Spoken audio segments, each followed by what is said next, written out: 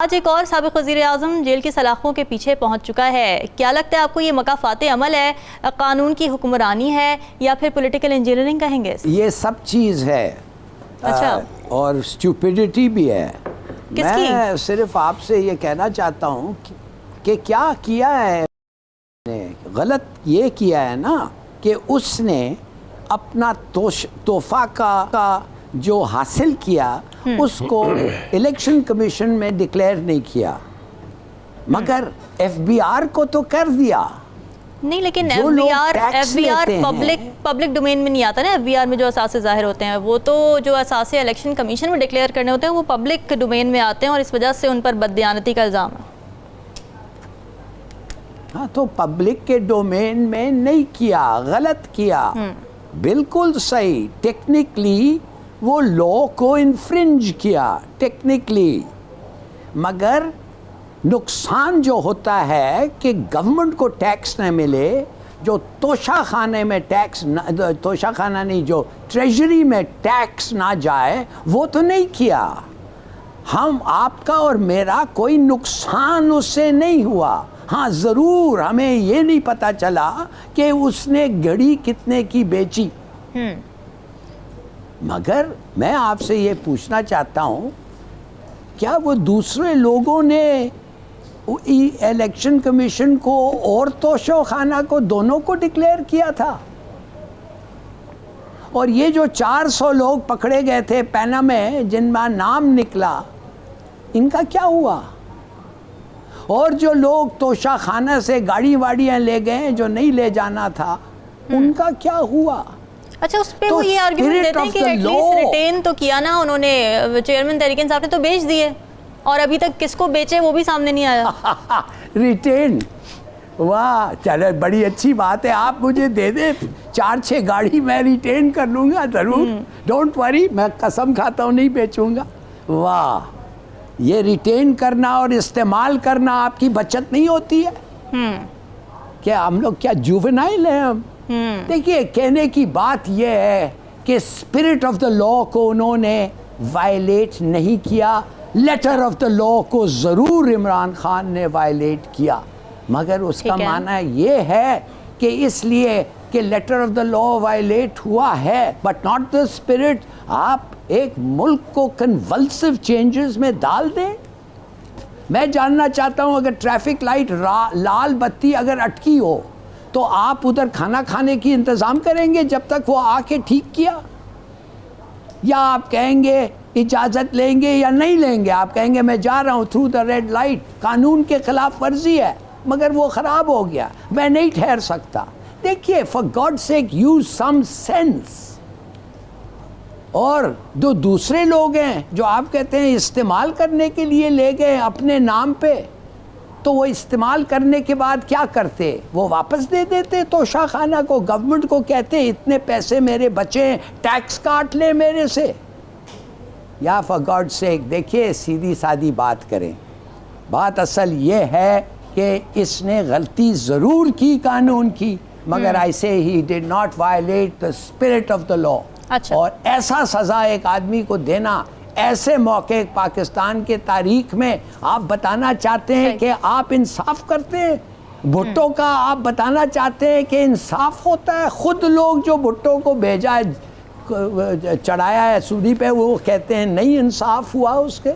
کیا آپ attention divert کرنا چاہتے ہیں لوگوں کو مہنگائی سے, یہ اس لیڈر کو اور ایک جج پہ, اس لیے آپ کو کہتے ہیں؟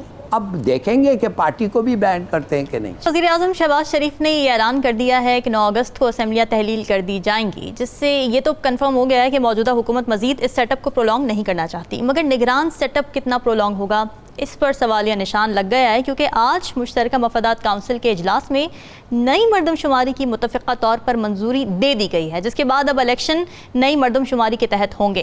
تو یہاں سوال یہ اٹھتا ہے کہ کیا نئی مردم شماری کے حساب سے نئی حلقہ بندیوں کے لیے جو وقت درکار ہے اس کی وجہ سے الیکشن تاخیر کا شکار ہو سکتے ہیں؟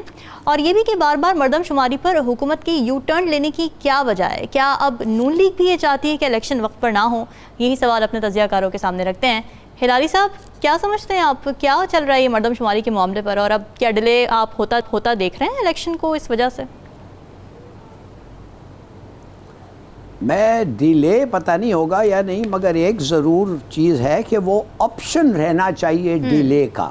اچھا، کیوں؟ اگر آپشن ہے ڈیلے کا تو پھر اگر وہ کروانا چاہتے ہیں وہ کر سکتے ہیں. کیوں؟ اس لیے کہ اگر وہ رزلٹ الیکشن کا وہ نہیں آ رہا ہے جو وہ چاہتے ہیں تو پھر اس کو ڈیلے کر دیں. اچھا.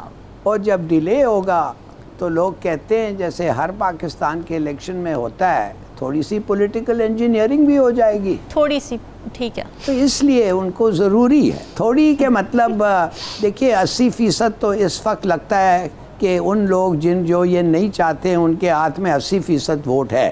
80% کچھ زیادہ لگتا ہے پولیٹیکل انجینئرنگ کے لیے. اس کے لیے تو ایک پولیٹیکل اپہیول چاہیے اور وہ کوئی اندھا بھی پتہ چل جائے گا. لہٰذا اگر پولیٹیکل انجینئرنگ ہوتی ہے تو اگر 60 55 35 50 35 40 ایسا کچھ کر سکتے ہیں تھوڑا سا. تو میرے خیال میں دیکھیے fact of the matter is پورا دنیا اس الیکشنز کو دیکھ رہا ہے. پوری دنیا کو پتہ ہے کہ 200 پولیٹیکل کیسز اس کے خلاف لیوی ہو گئے ہیں. 200 کیسز ان کے خلاف آ گئے ہیں. اب وہ دیکھ رہے ہیں کہ کیا ہوگا اور وہ چاہتے ہیں کہ ان کے ساتھ کھڑے رہیں اور یہ پاکستان کے ساتھ ہمارے کافی ملک کھڑے رہے ہیں. مگر وہ پھر بھی چاہتے ہیں کہ بھئی کچھ تو ایلیمنٹ آف فیئرنس تو ہونا چاہیے نا. It should not be complete utter fraud اور پولیٹیکل انجینئرنگ. یہ صرف پاکستان کا عوام کی بات نہیں ہے، یہ انٹرنیشنل لوگ جو پاکستان کو پیسے دیتے ہیں، جو ڈیموکریسی کے بارے میں ذکر کرتے ہیں they don't may not mean it، مگر ان لوگ چاہتے ہیں کہ کم سے کم ہماری بھی تھوڑی سی عزت بچے رہے. تو اگر ایسا لگتا ہے کہ بے عزتی سے لوگ یہ جیتیں گے جو اپوزیشن ہے پی ٹی آئی جو ہے، تو پھر میرے خیال میں ڈیلے ہو جائے گا. اگر وہ سمجھتا ہے کہ رفلی تھوڑا کریڈیبلٹی کو اسٹریچ کر کے ہم کہہ سکتے ہیں کہ نہیں یہ ویسے ہی ہار گئے، تو پھر شاید یہ ہو سکتا ہے، مگر وہ نہیں ہوگا. اچھا. اس لیے بار بار لوگ کہتے ہیں اور صحیح کہتے ہیں یہ آدمی ایک ضد بن گیا ہے، ملک کا ضد بن گیا ہے. تو اب ملک کا اگر ضد بن گیا ہے تو پھر کیا کر سکتے ہیں ہم. 4 سال ہو چکے ہیں، کیا وجہ ہے جو بدترین صورتحال ہم دیکھ رہے ہیں وہاں پر کشمیریوں کی، عالمی برادری کو کیوں نظر نہیں آتا؟ دیکھیے آپ لوگوں کو ایک چیز پتہ ہونا چاہیے کہ ہندوستان جو ہے وہ اپنا مشورہ کرتا ہے کشمیریوں کے ساتھ کس طریقے سے بیہیو کرنا، کیسے ان کے ساتھ کیا کرنا. اسرائیل کے ساتھ جو اسرائیل کر رہا ہے عرب علاقوں میں اس وقت ہندوستان کر رہا ہے مسلمانوں کے ساتھ. مثال کے طور پہ آپ کو میں آج بتاتا ہوں، ہماچل پردیش میں وارننگ چلے گئی ہے مسلمانوں کو اس ایریا کے کہ تم لوگ نکلو نہیں تو تمہارا گھر ہم جلا دیں گے، نہ تو یہ ہوگا اور وہ ہوگا.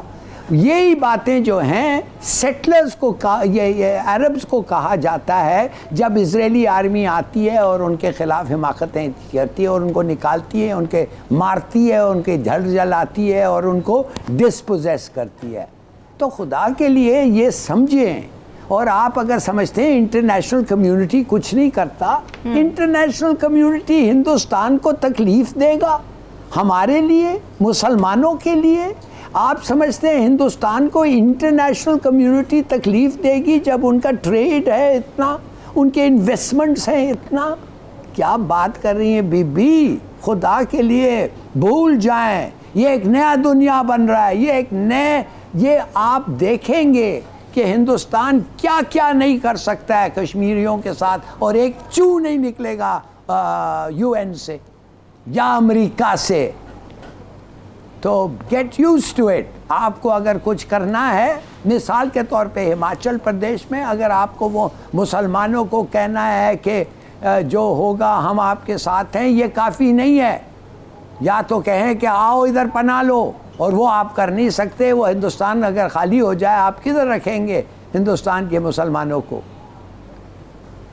تو یہ ایک میجر پرابلم جو آپ کچھ کر نہیں سکتے. ہاں آپ یہ کر سکتے ہیں، آپ کہیں کہ ہم کشمیر کی سیلف ڈٹرمنیشن کے لیے ہم ان کو نہ صرف moral support, political support, diplomatic support. تو دیکھیے یو لیو ان یہ پتہ نہیں ہم لوگ سمجھتے ہیں کہ اس قسم کی سوالیں اٹھانا چاہیے ایک ٹی وی شو میں پاکستان میں. جا کے یو این سیکیورٹی کاؤنسل میں کہیں this poses a threat to piece.